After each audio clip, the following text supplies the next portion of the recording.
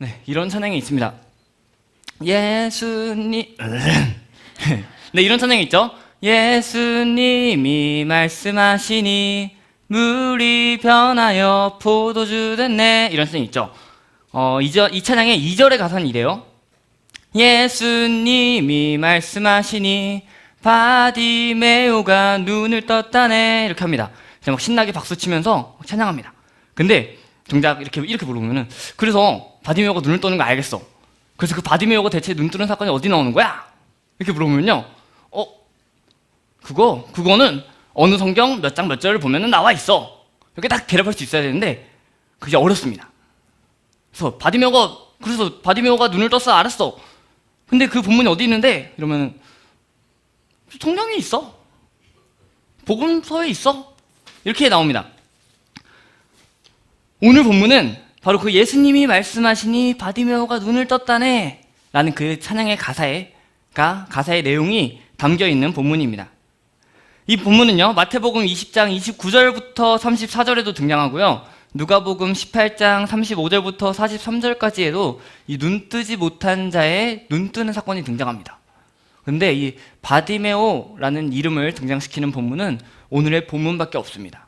이제 검색을 해보면요, 바디메오 이렇게 딱 치면 성경 프로그램에다가 바디메오 이렇게 치면은 딱 하나 나옵니다. 바로 오늘 읽은 마가복음 10장 46절 말씀입니다. 오늘 본문의 이야기를 저희는 딱딱하게 그들이 여리고에 이르렀더니 예수께서 제자들과 허다한 무리와 함께 소리질러 이르되 다윗의 자손 예수여 나를 불쌍히 여기소서, 이렇게 읽었지만 좀 더 리얼한 드라마틱한 목소리로 한번 들어보겠습니다. 이 여러 배우들이 목소리로 도움을 준 드라마 성경이라는 것입니다. 한번 오늘의 본문을 한번 들어보도록 하겠습니다. 그들이 여리고에 이르렀더니 예수께서 제자들과 허다한 무리와 함께 여리고에서 나가실 때 디메오의 아들인 맹인 거지 바디메오가 길가에 앉았다가 나사렛 예수시란 말을 듣고 소리질러 이르되 다윗의 자손 예수여 나를 불쌍히 여기소서. 많은 사람이 꾸짖어 잠잠하라 하되 그가 더욱 크게 소리질러 이르되 다윗의 자손이여 나를 불쌍히 여기소서. 예수께서 머물러 서서 그를 부르라 하시니 그들이 그 맹인을 부르며 이르되 안심하고 일어나라. 그가 너를 부르신다. 맹인이 겉옷을 내버리고 뛰어 일어나 예수께 나아오거늘 예수께서 말씀하여 이르시되 내게 무엇을 하여 주기를 원하느냐? 선생님이여 보기를 원하나이다. 가라. 내 믿음이 너를 구원하였느니라. 하시니 그가 곧 보게 되어 예수를 길에서 따르니라.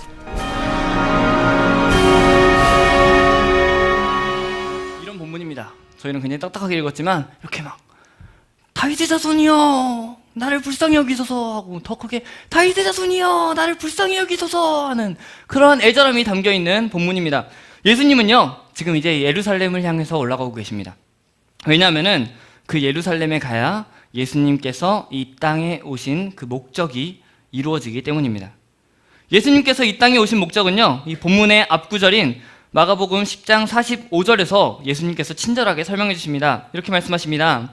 인자는 섬김을 받으러 온 것이 아니라 섬기러 왔고 많은 사람을 구원하기 위해서 치를 몸값으로 자기 목숨을 내어주러 왔다라고 말입니다.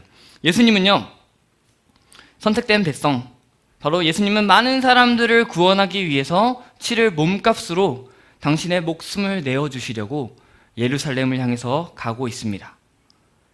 이제 그 예수님께서 예루살렘에 다 오셨습니다. 오늘 본문 뒤에 11장 1절은요 1절부터는 예루살렘에 거의 다 오셨고 예루살렘에 입성하시는 모습이 나타납니다. 그 전에 이제 여리고에 이릅니다. 여리고에서 이제 나가는 이야기입니다. 여리고에서 예루살렘은요 하루 정도의 거리라고 합니다. 이제 하루만 딱 걸어가면 예루살렘에 도착합니다. 그곳에서 그 여리고에서 나올 때 디메오의 아들인 바디메오가 소리질러서 예수님을 부릅니다.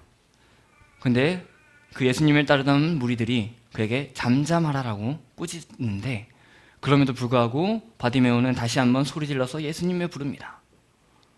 길을 가시던 예수님께서 발걸음을 멈추십니다. 그리고 바디메오를 부르십니다.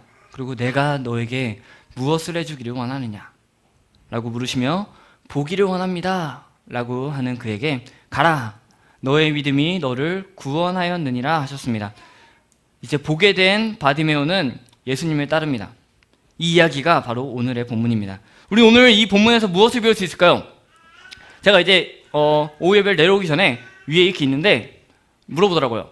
오늘 설교 무슨 말씀이에요? 그러더라고요. 그래서 성경 말씀이에요. 이렇게 했어요. 그랬더니 그래서 어느 이야기냐고요? 그래서 제가 바디메오요. 그랬어요. 그랬더니 그 바디메오 다 아는 얘기인데 이렇게 말을 하더라고요. 네, 바디메오 다 아는 이야기입니다. 그 이야기에서 우리는 무엇을 배울 수 있을까요? 맹인을 보게 하시는 하나님의 위대한 능력을 볼 수 있습니다. 그리고 하나님께 소리질러 부르짖는 그 맹인의 믿음을, 끈질긴 그 믿음을 볼 수도 있습니다. 그리고 그런 맹인에 대해서 소리질러 예수님을 부르던 그 맹인, 그리고 거지 그를 꾸짖는 무리의 모습을 반면교사로 삼을 수도 있겠습니다. 이런 많은 내용들을 담아두고 우리는 오늘 제목과 같이 한 영혼을 소중히 여기시는 하나님에 대해서 초점을 맞춰보려고 합니다. 한 영혼을 소중히 여기시는 하나님께서 오늘 본문에서 무엇을 하셨으며, 그래서 오늘을 살아가는 우리에게 과연 어떠한 삶을 살라고 명하시는지 함께 살펴보겠습니다. 먼저 한 영혼을 소중히 여기시는 하나님은요, 한 영혼의 절규를 간과하지 않으십니다. 한 사람의 그 울부짖음을 그냥 지나치지 않으십니다. 본문 47절부터 49절의 말씀입니다. 46절 하반절부터 제가 받들어 읽도록 하겠습니다. 디메오의 아들인 맹인 거지 바디메오가 길가에 앉았다가 나사렛 예수시란 말을 듣고 소리질러 이르되 다윗의 자손 예수여 나를 불쌍히 여기소서 하거늘 많은 사람이 꾸짖어 잠잠하라 하되 그가 더욱 크게 소리질러 이르되 다윗의 자손이여 나를 불쌍히 여기소서 하는지라. 예수께서 머물러 서서 그를 부르라 하시니 그들이 그 맹인을 부르며 이르되 안심하고 일어나라 그가 너를 부르신다. 아멘. 아멘. 예루살렘으로 가시는 예수님께서는 여리고에 들어오셨고 이제 곧 예루살렘에 입성하십니다. 그렇게 가시는 중에 맹인이었으며 거지였던 그 사람이 예수님의 지나가심을 듣습니다. 맹인과 거지는 그 당시 사회에서 버림받은 존재였습니다. 사회적으로도 그들은 버림받은 존재였고요, 종교적으로도 그들은 버림받은 존재였습니다. 근데 그런 존재였던 바디메오가요, 예수님께서 지나가심을 듣고 나서 그는 부르짖었습니다. 그 희망이 오직 그 예수님께만 있다는 걸 알고 부르짖었습니다. 다윗의 자손 예수님, 나를 불쌍히 여겨주십시오 라고 부르짖습니다. 근데 예수님이 못 들으셨는지 예수님은 멈추지 않으셨어요.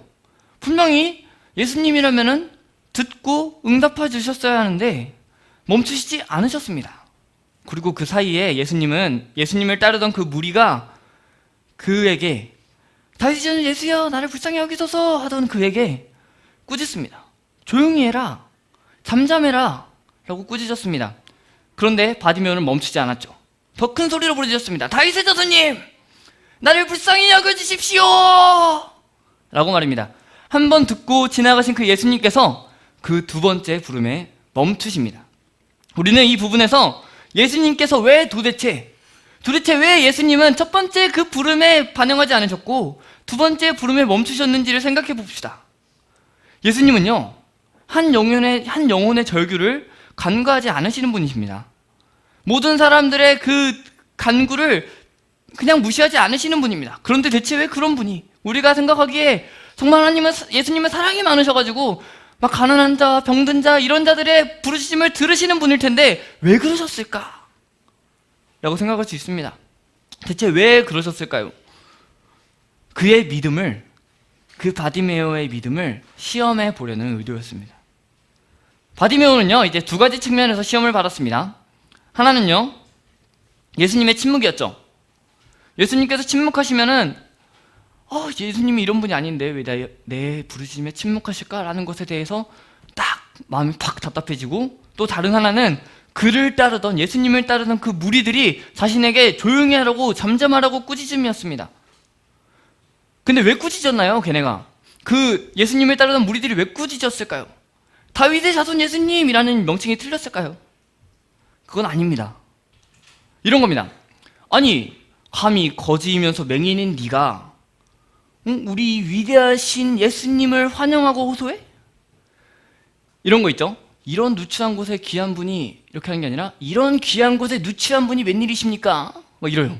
요즘 애들은 이런 귀한 곳에 누추한 분이 웬일이세요? 이렇게 합니다. 그래서 이렇게 귀한 예수님이 지나가시는데 이렇게 누추한 네가 왜 감히 하는 예수님을 부르냐? 감히 네가 부를 만한 분이 아니다. 잠잠해라, 조용해라 라고 하는 겁니다.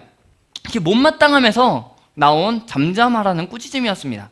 이와 유사한 상황이 10장 13절에서 또 등장합니다. 이제 사람들이 어린 아이들을 예수께 데리고 와서 예수님께서 쓰다듬어 주시기를 바랬습니다. 그런데 그런 자들을 향해서 제자들은 꾸짖었죠. 여러분,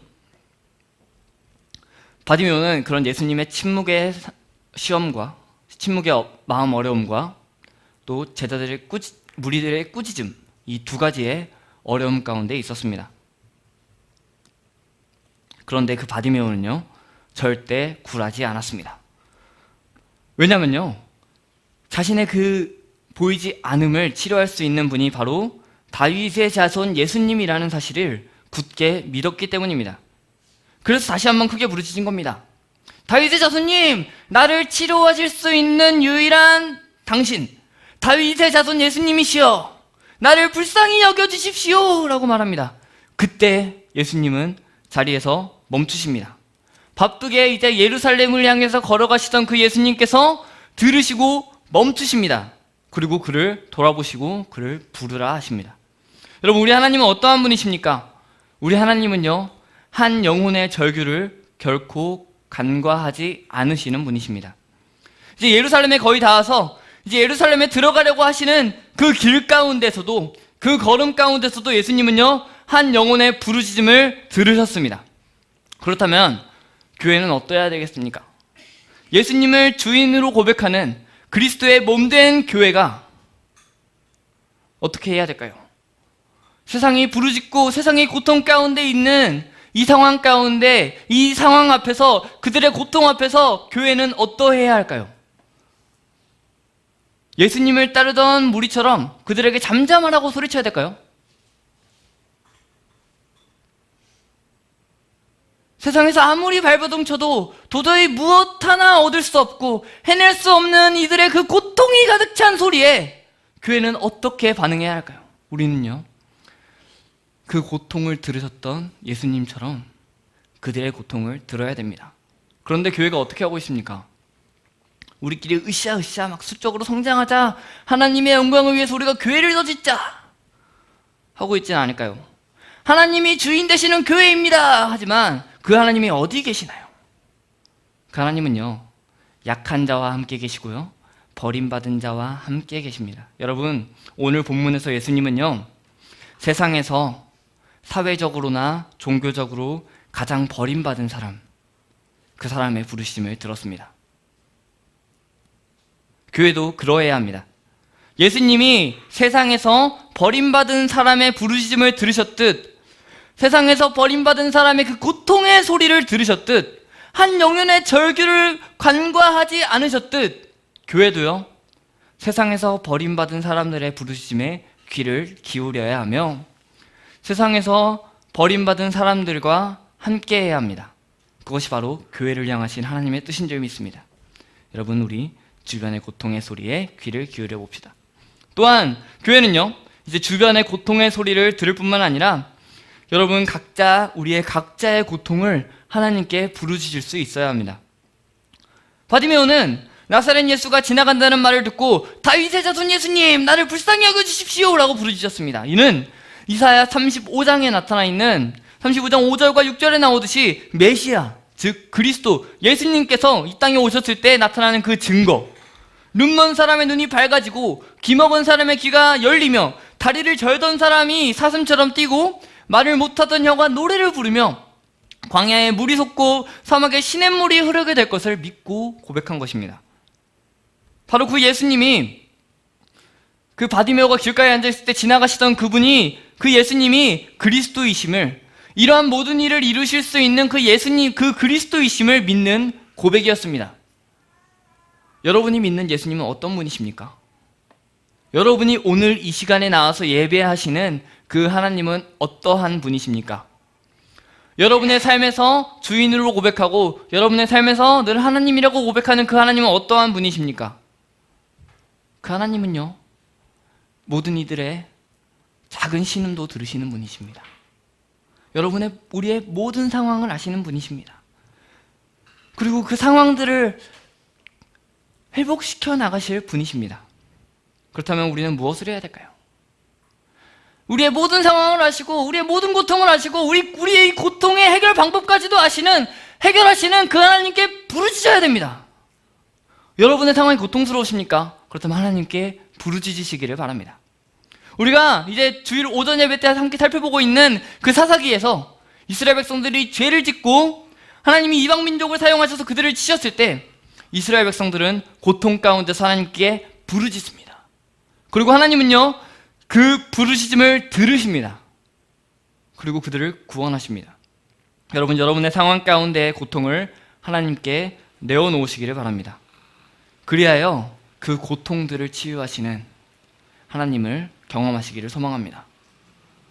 이런 자들이 있습니다. 제가 한번 해봤는데요, 제가 정말 고통 가운데 있어서 한번 해봤는데요, 안 되던데요? 라고 하는 자들이 있습니다. 여러분, 거기서 마치지 마십시오. 계속해서 간구하십시오. 하나님은 여러분의 기도를 들으시고요, 반드시 회복시키실 것입니다.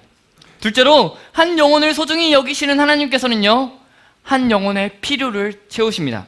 본문 51절과 52절의 말씀입니다. 예수께서 말씀하여 이르시되 내게 무엇을 하여 주기를 원하느냐? 맹인이 이르되 선생님이여 보기를 원하나이다. 예수께서 이르시되 가라, 내 믿음이 너를 구원하였느니라 하시니 그가 곧 보게 되어 예수를 길에서 따르니라. 아멘. 한 영혼의 절규를 간과하지 않으시는 예수님께서요, 바디메오를 부르셨습니다. 이리로 오라고 해라. 그래서 바디메오를 부르시고 그에게 물으십니다. 내가 너에게 무엇을 해주기를 원하느냐? 바디메오는 그의 필요를 구합니다.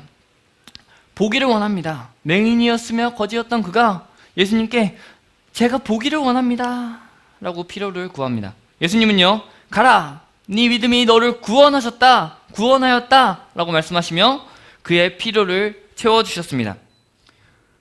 예수님이요, 내게 무엇을 하여 주기를 원하느냐? 라는 질문은 믿음을 이제 불러일으키기 위한, 그 안에 있는 그 믿음을 불러일으키기 위한 대화를 계속하시는 예수님의 질문입니다. 7장을 보면요, 마가복음 7장을 보면은 수로보니게 여인에게도 내게 무엇하여 주기를 원하느냐 라고 물으시고, 9장에 그 귀신 들린 아들을 둔 사람에게도 내게 무엇을 하여 주기를 원하느냐 라고 묻습니다. 이 물음은 믿음을 불러일으키기 위한 질문입니다. 근데요, 오늘 마가복음 10장 36절을 보면요, 내게 무엇을 하여 주기를 원하느냐 라고 물을 때 그 의도는 그들의 교만함과 교묘함을 드러내려는 것이었습니다. 그러나 7장과 9장과 오늘 본문의 이 내게 무엇을 하여 주기를 원하느냐는 그들의 필요가 무엇인지, 너가 너의 필요가 무엇인지 바르게 아느냐고 묻는 겁니다. 그 사람이 그저 돈을 원하는 건지 아니면 예수님이 불가능한 일을 행하실 수 있는 분이신지 믿음으로 구하는지를 묻는 것입니다. 바디메오는 예수님께서 불가능한 일을 하실 수 있음을 믿음으로 보게 하여 주기를 원했습니다. 그리고 예수님은 그에게 보게 하셨습니다. 여러분, 하나님은 한 영혼의 필요를 채우시는 분이십니다. 예수님은 바디메오에게 진짜 필요했던 것, 보게 하기를 시력을 주셨습니다. 그렇다면 우리 교회는 어떻게 해야 될까요? 교회는 세상의 고통을 들어야 된다 그랬죠. 그들의 필요를 들어야 됩니다. 그들의 세상의 아픔을 들어야 되고요, 세상이 지금 어떤 상황 가운데 있는지 함께 듣고 마음 아파해야 되면서 그들의 필요를 또 알아야 됩니다. 그들이 무엇이 필요한지 들어야 됩니다. 내게 무엇을 하여 주기를 원하느냐라고 묻는 예수님의 물음과 같이요, 우리는 세상을 대하여서 저희가 여러분에게 무엇을 하여 주기를 원합니까? 라는 물음을 던질 수 있어야 됩니다. 그리고 그 필요가 성경이 가르치는 그 가치에 위배되지 않는 이상 우리는 그 필요를 채워주기를 힘써야 됩니다. 우리는 이렇게 노래합니다. 아버지 당신의 마음이 있는 곳에 나의 마음이 있기를 원해요. 아버지, 당신의 눈물이 고인 곳에 나의 눈물이 고이기를 원합니다. 아버지, 당신이 바라보는 영혼에게 나의 두 눈이 향하기를 원합니다. 아버지, 당신이 울고 있는 어두운 땅에 나의 두 발이 향하길 원합니다. 나의 마음이 아버지의 마음을 알아서 내 모든 뜻이 아버지의 뜻이 될 수 있기를 바랍니다. 나의 온 몸이 아버지의 마음을 알아서 내 모든 삶이 당신의 삶이 되기를 원합니다. 라고 우리는 찬양합니다. 그렇다면 여러분, 하나님의 시선이 가 있고 하나님의 관심이 가 있는 그들의 필요를 채워주기를 힘쓰십시다. 아무리 발버둥 쳐도 무엇도 할 수 없는 그들에게 가서 그들의 필요를 듣고 필요를 채워주기를 힘써 봅시다. 또한 세상의 필요를 묻고 채워줘야 하는 그 교회는요, 참된 필요를 하나님께 구해야 됩니다. 오늘의 본문 앞단락에서는요, 예수님의 제자들 중에서요, 야고보와 요한이 잘못된 필요를 구하는 모습이 나타납니다. 그들은 이러한 것을 구했습니다. 예수님께서 영광을 받으실 때 하나는 선생님의 오른쪽에, 하나는 선생님의 왼쪽에 앉게 하여 주십시오. 하나는 예수님의 우편에, 하나는 예수님의 좌편에 앉게 하여 주십시오. 이러한 잘못된 시각을 고쳐주기 위해서요, 45절에서 예수님은 자신이 오신 이유를 섬김과 죽음으로 나타내셨죠. 그렇다면 우리의 참된 필요는 무엇일까요? 높은 자리에 올라가서 하나님께 영광을 돌리겠습니다. 전교 1등을 내게 주소서. 사장의 자리를 내게 주소서. 대기업의 자리를 내게 주소서. 이런 걸까요? 대기업의 이사 자리를 내게 주소서. 이런 걸까요? 혹은 먹을 것, 입을 것, 잘 것인가요? 우리의 참된 필요는요, 하나님의 의와 하나님의 뜻이며 하나님의 나라입니다. 마태복음 6장 33절에서 우리 주님께서 뭐라고 말씀하십니까? 너희는 먼저 하나님의 나라와 하나님의 의를 구하여라. 그리하면 이 모든 것을 너희에게 더하여 주실 것이다 라고 말씀하십니다. 또한 우리는 우리 안에 늘 거하시는 성령 하나님과 그에 따르는 평안과 그에 따르는 기쁨을 구해야 됩니다. 왜냐하면요, 우리의 제일 된 목적이 하나님을 영화롭게 하고 하나님을 영원토록 즐거워하는 것이기 때문입니다. 이제 중고등부에서요, 매주 팀 모임을 하고요, 기도 제목을 적어내라 그럽니다. 애들이 기도 제목을 막 씁니다. 근데요, 이제 시험 기간에 보면요, 시험 기간에 다들 기도 제목이 똑같습니다. 시험 잘 보게 해주세요. 이번에 전교 3등하게 해주세요. 그래야지 뭐가 잘 되니까. 전교 3등하게 해주세요. 공부 열심히, 그리고 평상시에는요, 공부 열심히 하게 해주세요. 자격증 시험 붙게 해주세요. 여러분, 아이들을 위한 여러분들의 기도는 어떻습니까? 우리 아이들 전교 1등하게 해주십시오 입니까? 하나님께서는요, 너희가 전교 1등을 해서 나를 영광스럽게 해라 라고 가르치지 않으셨습니다. 너희가 대기업의 이사가 되어서, 너희가 대기업의 사장이 되어서 나를 영화롭게 해라 라고 가르치신 적이 없습니다. 마가복음 17장에 써있나 봅니다. 여러분, 마가복음은 16장에서 끝납니다. 성경에 안 써있다는 거죠? 네, 성경에 그런 말은 없습니다. 여러분, 아이들은 둘째 치더라도 여러분만이라도 바른 것을 구해주시기를 바랍니다. 아이들이 하나님 잘 믿고 세상에서 빛과 소금으로서의 삶을 잘 감당하게 되려고 구하시기를 바랍니다. 여러분 자신을 위한 기도도 마찬가지입니다. 제가 꼭 부자가 되어서 하나님을 영광스럽게 할 수 있게 해주십시오. 대학생들은 제가 이번에 공모전에 꼭 1등을 해서 하나님의 이름을 널리 알려보겠습니다. 제가 토익 만점을 받아서 하나님을 영화롭게 해보겠습니다 라는 기도가 아니라, 하나님의 나라가 내 안에 임하고 하나님의 뜻만이 내 삶에서 이루어지게 하십시오. 하나님의 뜻이 이 땅 가운데 이루어지기 원합니다. 하나님의 나라가 이 땅 가운데 이루어지기 원합니다. 그리하여서 나의 삶으로 하나님을 드러내게 해주십시오 라고 기도하시는 여러분이 되시기를 소망합니다. 마지막으로, 한 영혼을 소중하게 여기시는 그 하나님이요, 한 영혼의 따라옴을 환영하십니다. 본문의 50절과 52절의 말씀입니다. 맹인이 겉옷을 내버리고 뛰어 일어나 예수께 나아오거늘 예수께서 이르시되 가라, 내 믿음이 너를 구원하였느니라 하시니 그가 곧 보게 되어 예수를 길에서 따르느니라. 아멘. 50절을 보면요, 예수님께서 부르실 때 바디메오는요, 즉시로 자신의 겉옷을 벗어던지고 벌떡 일어나서 사람들의 도움을 받아 예수님께로 나왔습니다. 여러분, 바디메오가요, 겉옷을 벗어던졌습니다. 이전에 보면요, 이제 예수님의 제자로 부름받은 자들이 자신들의 생계를 다 뒤에 두고 예수님을 따랐습니다. 바디메오에게 겉옷은 그의 생계를 이을 수단이었습니다. 그리고 삶의 전부였습니다. 겉옷은요, 이제 낮에는 그가 구걸하며 돈을 받을 곳이었으며 밤에는 그를 따뜻하게 해줄 도구였을 것입니다. 그런 그가요, 겉옷을 벗어던지고 예수님께 나아갔습니다. 또한 옷은 한 사람의 정체성을 나타내기도 합니다. 그는 당시의 사회에서 어떤 존재였다고 그랬죠? 버림받은 존재였습니다. 사회적으로나 종교적으로나 버림받은 존재였던 그 정체성을 벗어버리고 예수님께 나아갔습니다. 예수님은 그를 어떻게 했을까요? 무리들은 그에게 잠잠하라고 했지만 예수님은 어떻게 하셨을까요? 예수님은 그가 오기를 거절하지 않으시고 그를 오히려 받아주셨습니다. 52절에서도 그 보게 된 바디메오가 예수님의 길을 따라 나섰습니다. 이전의 생활과는 다른 방식의 삶으로 살게 되었습니다. 길가에 앉아있던 그가 예수님을 따르는 그 길 위에 섰습니다. 가장 버림받은 존재였던 그가 하나님 나라에서 가장 사랑받는 존재가 되었습니다. 하나님은 한 영혼이 하나님께로 돌이키고 그 믿음의 걸음을 걷는 것을 환영하십니다. 하나님은 그것을 기뻐하십니다. 하나님은 거절하지 않으십니다. 그 사실에 우리도 감사해야 됩니다. 우리 또한 감사의 걸음과 믿음의 걸음을 걸어가야 됩니다. 왜냐하면 우리도 이 맹인의 상태와 마찬가지인 존재였기 때문입니다. 매일 성경으로 우리가 이제 매일매일 말씀을 묵상합니다. 이제 9월부터 함께 묵상하는 본문이 로마서죠. 로마서. 이제 오늘의 본문인 로마서 1장 18절부터 32절, 그리고 1장 18절부터 3장 20절까지요. 사도 바울은 이렇게 가르칩니다.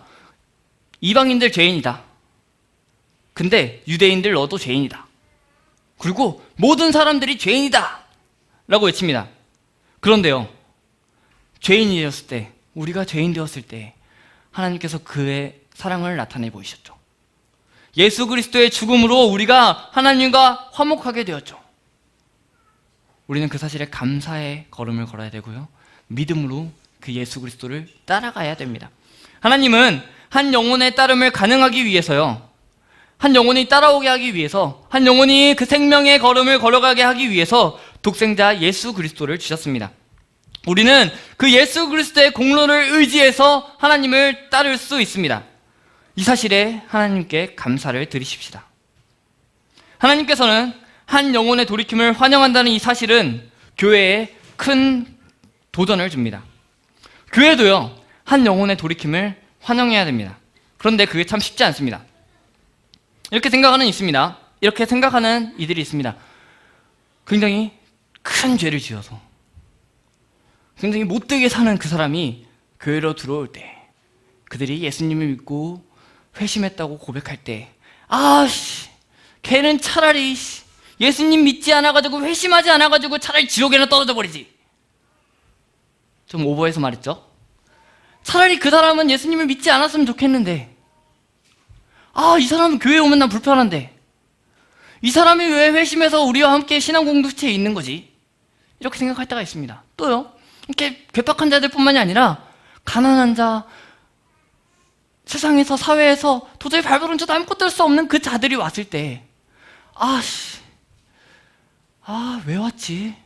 이렇게 생각하지 말아야 됩니다. 여러분, 하나님은요, 한 영혼의 돌이킴을 위해서, 한 영혼의 영원한 생명을 위해서 당신의 독생자 예수 그리스도를 주셨음을 기억합시다. 그리고 돌이키는 이가 어떠한 자들이든, 괴팍한 자들이든, 가난한 자들이든, 부유한 자들이든, 어떠한 자들이든 우리는 환영해야 됩니다. 교회 안으로 들어오는 이가 세상에서 살려고 발버둥 쳐도, 무언가를 해보려고 막 발버둥 쳐도 아무것도 할 수 없는 일일 수도 있고요, 세상에서 떵떵거리며 살아가는 일일 수도 있습니다. 이전에 큰 죄를 지어서 무리를 일으켰던 그 사람일 수도 있습니다. 여러분, 그가 어떠한 사람이든 간에 하나님께서 그들을 환영하셨습니다. 하나님께서 그들을 환영하셨기 때문에 우리도 그들을 마땅히 환영해야 됩니다. 그리고 그들로 하여금 믿음의 열매를 맺을 수 있도록 격려하며 함께 하나님을 섬겨가는 공동체가 되어야 할 줄 믿습니다. 세상의 돌이킴을 환영하고 세상의 돌이킴을 기뻐하는 그러한 교회 공동체를 하나님은 기뻐하실 것이 분명합니다. 또한 세상의 돌이킴을 환영하고 기뻐하는 교회는요, 예수 그리스도를 잘 따라가야 됩니다. 예수 그리스도를 따라간다는 사실은요, 이제 우리의 삶 전체에서 우리가 참으로 사랑하는 그것들을 바꿔나가는 과정입니다. 여러분이 가장 사랑하는 것이 무엇입니까? 그것이 바로 하나님이어야 된다는 사실입니다. 우리는 늘상 고백합니다. 우리는 이렇게 찬양하면서 고백하죠. 사랑합니다 나의 예수님, 사랑합니다 아주 많이요, 사랑합니다 나의 예수님, 사랑합니다 그것뿐이에요 라고 하나님을 사랑한다고 고백하고, 부르신 곳에서 나는 예배하네, 어떤 상황에도 나는 예배하네 라고 하면서 하나님께 대한 믿음의 고백들을 막 해갑니다. 그런데요, 이 믿음의 삶이 사실 그냥 우리가 이러한 믿음의 삶을 살아야 될 텐데 하면서 머리로만 생각하고 있는 건 아닌지 우리는 돌아보아야 됩니다. 실제로 그 마음에서, 우리의 행동에서 그러한 고백의 삶이 이어지는지 점검해야 됩니다. 우리 사랑합니다 나 예수님, 사랑합니다 하나님, 내가 하나님을 정말 사랑합니다 하지만 내가 하나님을 사랑하길 바랍니다 에서 그치지 않는지요. 부르신 곳에서 나는 예배합니다, 어떠한 곳에서도 어떠한 상황에서도 나는 하나님을 예배합니다 라고 하지만, 부르신 곳에서 나는 하나님을 예배해야 된다고 나는 생각을 해요. 어떠한 상황에도 나는 하나님을 예배한다고 해야 된다고 나는 생각을 해요 에서 그치지 않는지 우리는 돌아봐야 됩니다. 날마다 점검하며 예수 그리스도를 믿는 그 믿음의 걸음을 계속해서 걸어나가야 됩니다. 그리고 그 마음에서의 고백을요, 그리고 일상에서의 고백과 행동들을요, 하나님을 중심으로 해서 계속해서 조정해 나가야 됩니다. 하나님의 말씀으로 돌아보고, 우리의 삶을 돌아보고, 그게 지금 내가 걷는 이 길이 바르게 가고 있는 것인지 점검해야 됩니다. 그것이 바로 하나님이 기뻐하시는 제자의 삶입니다. 여러분들이 사랑하시는 그것이 바로 여러분입니다. 하나님을 참으로 사랑한다면 하나님의 백성이며 하나님의 자녀입니다. 예수 그리스도를 참으로 믿고 따르신다면 예수 그리스도의 제자입니다. 우리 그 예수님을 잘 따라가는 제자 공동체가 되기를 소망합니다. 말씀을 정리해 봅시다. 하나님은 한 영혼을 소중하게 여기십니다. 그렇기에 하나님은 한 영혼의 고통을 들으시고 한 영혼의 필요를 채우시며 한 영혼의 제자됨을 환영하십니다. 오직 하나님께만 참 소망이 있기 때문입니다. 오늘 살아가시는 여러분, 그리스도의 제자되며 그리스도의 몸된 교회된 여러분, 날마다 예수님을 잘 따라가십시다. 이런 질문이 있습니다. 예수님이라면 어떻게 하셨을까? 이렇게, 그래서 책이나 이런 데다가 WWJD 이렇게 해서 예수님이라면 어떻게 하셨을까, 이게 영어로 이렇게 줄이면 WWJT가 된대요. 그걸 해가지고 맨날 써놓고 예수님이라면 어떻게 하셨을까를 생각하면서 살아간 자들이 있습니다. 여러분, 우리도 그렇게 살아갑시다. 예수님이라면 어떻게 하셨을까? 이 질문을 날마다 품고 살아가십시오. 찬양의 제목처럼 하나님 아버지의 마음을 품고 살아가십시오. 빌립보서 2장 5절의 말씀처럼 그리스도 예수의 마음을 품으십시오. 그래야 세상의 고통에 귀를 기울일 수 있고 세상의 필요에도 귀를 기울일 수 있으며 그것을 채우는 행동들을 할 수 있습니다. 예수님께서 말씀하셨습니다. 내가 온 것은, 인자가 온 것은 섬김을 위함이고 죽음을 위함이다 라고 말합니다. 그리스도인 된 여러분, 교회된 여러분, 섬김의 모습으로 세상에서 살아가시기를 바랍니다. 그것이 참 승리의 길입니다. 또한 한 영혼을 소중히 여기시는 그 하나님께 여러분의 삶의 고통을 다 토하여 내십시다. 그리고 마땅히 구할 것을 구하십시다. 하나님께서 여러분의 참으로 필요한 것들을 더하실 줄 믿습니다. 한 영혼을 소중히 여기시는 하나님께 부르시며 필요를 구하시는 여러분이 되시며, 한 영혼을 소중히 여기시는 그 하나님의 마음을 알고 이 세상에서 한 영혼을 소중히 여기는 삶을 살아가시는 여러분이 되시기를 소망합니다. 그러할 때에 하나님이 참으로 기뻐하시며 여러분의 삶에 성령 안에서의 행복이 더할 줄 믿습니다. 우리 함께